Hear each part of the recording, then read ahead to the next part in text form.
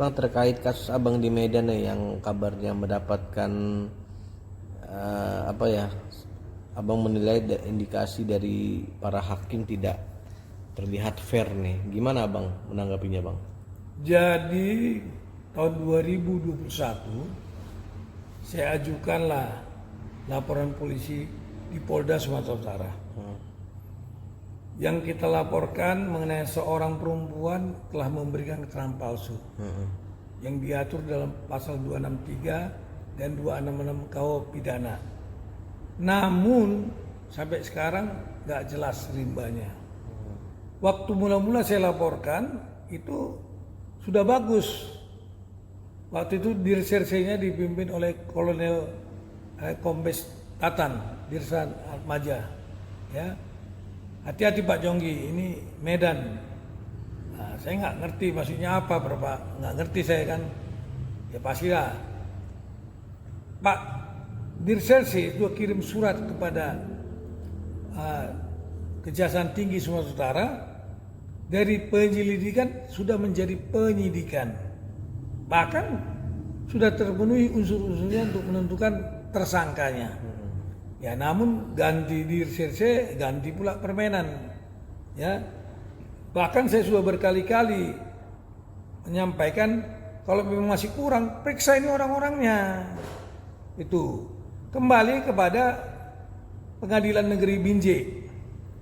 Setelah sekian lama saya ajukan laporan polisi, tiba-tiba muncul gugatan di Pengadilan Negeri Binjai yang mengatakan perbuatan melawan hukum. Perbuatan melawan hukum apa? Karena semua harta-harta Pak Demak Tampu Bolon dikuasai oleh Rospita Tampu Bolon. Ini menjadi catatan bagi Ketua Mahkamah Agung, KY maupun KPK. Ya, sekali-sekali cek and recheck benarlah dulu hakim-hakim ini.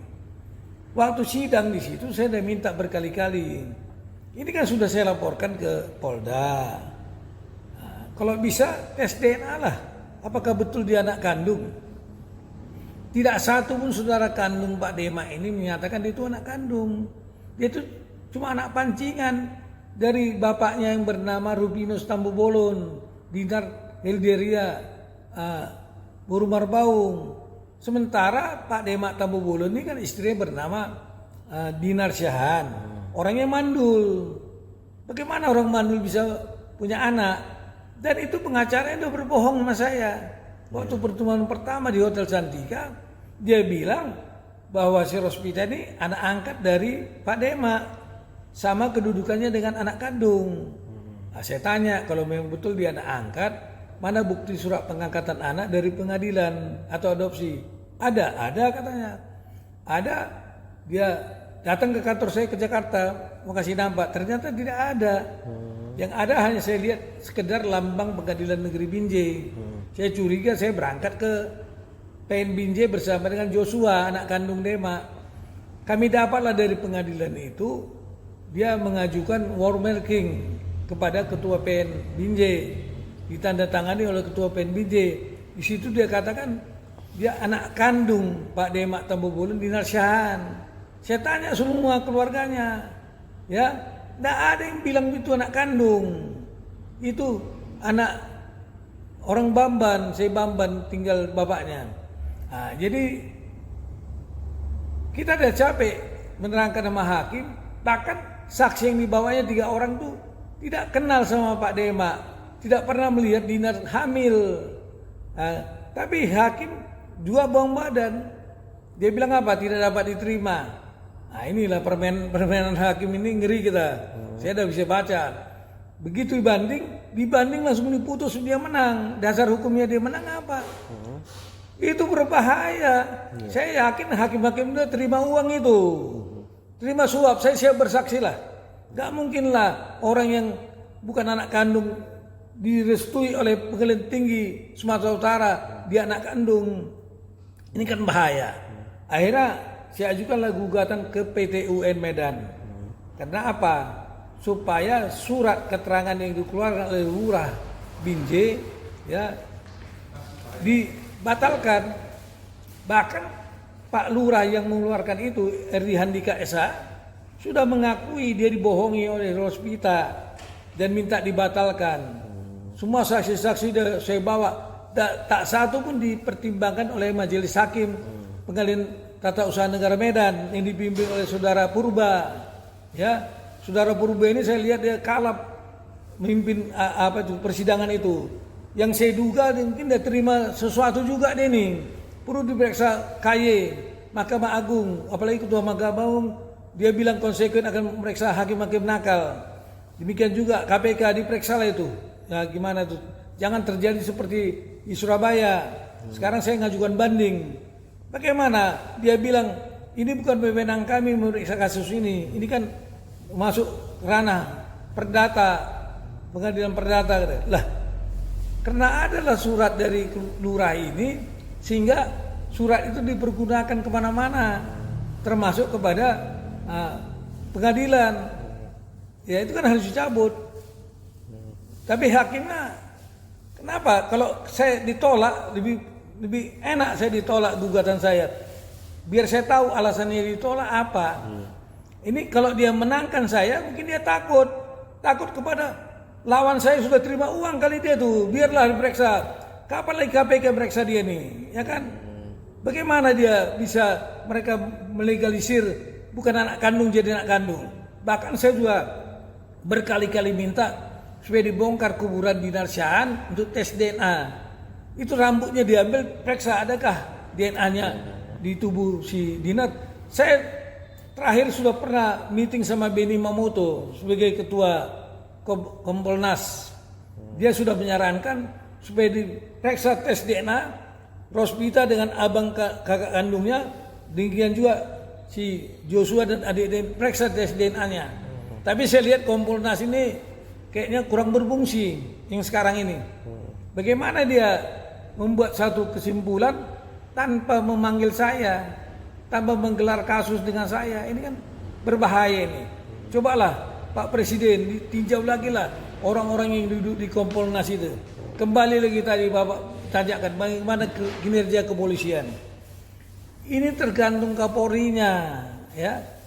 Tolonglah Pak Kapolri, angkatlah yang namanya Kapolsek, Kapolres, Kapolda yang ahli, yang mengerti hukum pidana. Wajah polisi itu adalah di penanganan hukum pidana di kepolisian, bukan hanya pengamanan doang. Kalau hanya pengamanan, Satpol PP juga bisa, ya kan? Nah, itu security juga bisa. Tapi yang utama polisi itu adalah menyelesaikan kasus-kasus pidana. Sehingga tidak ada seperti kasus pidana, tidak ada seperti kasus ini orang yang dipukuli sama anak bos tukang kue katanya, Allah, ini kan memalukan ini. Itu. Karena dibutuhkan seorang Kapolsek yang cepat bekerja. Ya, enggak boleh. Kalau di Amerika yang saya tahu, ada aja sesuatu itu cepat langsung tim dari polisi datang ke TKP. Makanya di sana cepat penanganan kasus. Kalau ini sudah dipukuli, dia dibantingi, cobalah. Kalau ada backingnya, tangkap aja backingnya tuh. Jangan biasa, nggak boleh. Nah itu. Jadi Pak Prabowo, rakyat menginginkan Bapak itu sebagai presiden yang bisa menegakkan hukum di segala bidang. Makanya perlu Bapak juga sering-seringlah berkomunikasi dengan Jaksa Agung, ya. Menko udah ada 2 loh.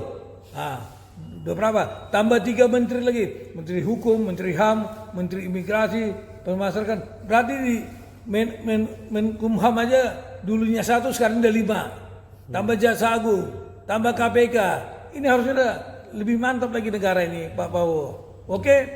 Nah, berarti terakhir Bang, terkait kasus Abang yang di Medan itu, langkah hukum selanjutnya apa nih dari Abang? Ya kita sudah ngajukan banding. Nah, banding. Masa hakimnya bilang gak wewenang kami? Yang buat eksepsi itu dia sendiri. Padahal lawan tidak mengajukan eksepsi mengenai itu. Hakimnya sendiri pintar-pintaran. Nah itu kan udah lucu. Aduh. Bang, terkait pemilihan penetapan surat kuasa itu, Abang melihat ada kejanggalan gak sih yang dilakukan pada Rosvita itu Bang gitu? Karena Abang bilang dia juga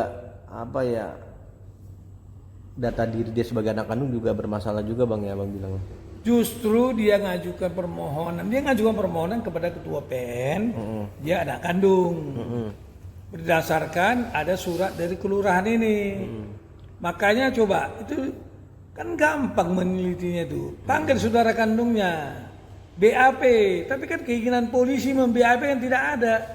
Capek kita, habis waktu saya beratus juta mundar-mandir ke Medan sana, jumpa Kapoldanya pun susah. Makanya Kapolda itu diangkat tuh apa? Apa dia hanya seremonial, ya? Kita janji sama Kapolda nggak berguna. Jumpa sama direkturnya susah sekali, luar biasa. Bahkan mereka bilang inilah Polda terbaik di Indonesia. Saya bilang tidak terbaik, termasuk brengsek. Itu Kapolri harus paham itu. Coba rusak, kasihan rakyat ini meminta keadilan, tapi yang duduk di kepolisian itu umumnya tidak mengerti hukum pidana. Bahkan saya khawatirkan ya jadi mesin ATM ini perlu dikoreksi. Nanti segera akan saya bawa ke rapat dengar pendapat umum di DPR Komisi 3. Oke.